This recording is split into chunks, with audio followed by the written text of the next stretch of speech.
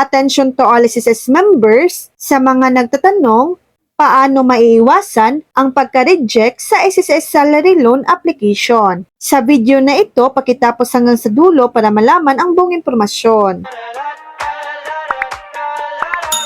Una, kumpletong requirements. Siguraduhin na kumpleto ang lahat ng iyong isusumite na dokumento. Pangalawa, accurate information. Tiyakin na tama ang lahat ng impormasyon na iyong ilalagay sa application form. Pangatlo, check contribution history. E-verify ang iyong contribution history sa SSS para makasigurong natutugunan mo ang requirements. Pang-apat, settle existing loans. Kung mayroon kang existing loan, bayaran ito bago mag-apply ng bagong loan. Pang-lima, consult with SSS. Kung may duda ka, magtanong sa SSS para malaman ang mga tamang requirements at proseso.